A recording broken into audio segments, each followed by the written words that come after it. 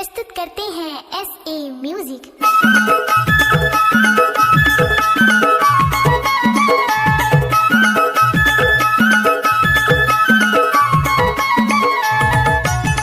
अगर आप हमारी वीडियो अच्छी लगे तो लाइक शेयर सब्सक्राइब जरूर कीजिए।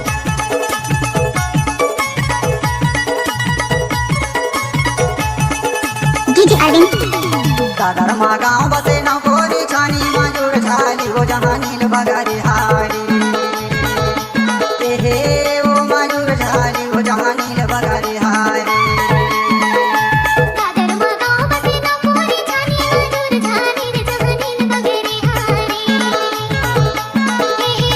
मजूर झाली रे जहानील बगारी हारी दादर मा गाँव बसे न कोरी छानी मजूर झाली हो जहानील बगारी हारी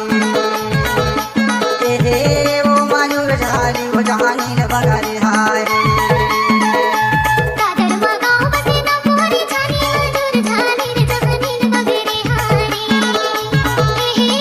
मजूर झाली रे जहानील बगारी हारी।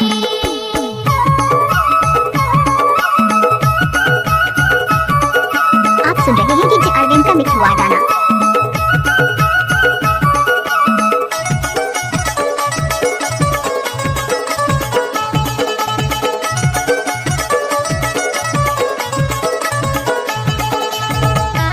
डीजे अरविंद यादव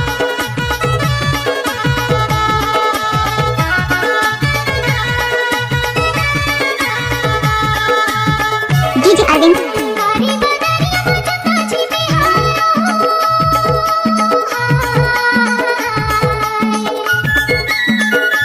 कारी बदरिया मुझको छिपे हाय वैसे छिपा लूं थोड़ा मजूर झाली रे जहानील बगरे हारी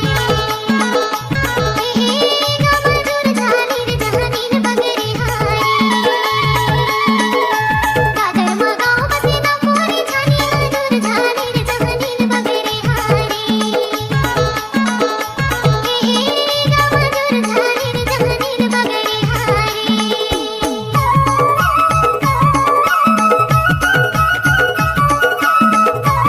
डीजे अरविंद यादव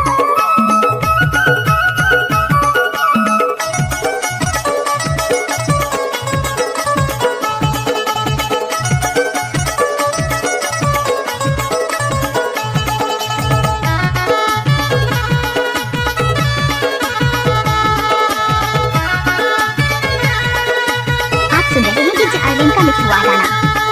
डीजे अरविंद सड़काना पत्ता उड़त है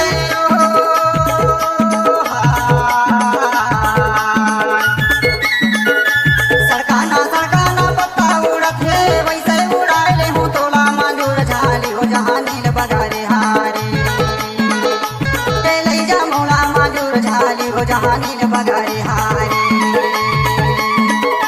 दादर मा गाँव बसे न कोरी छानी मजूर झाली हो जहानील बगारे हारी हे वो मजूर झाली हो जहानील बगारे हारी।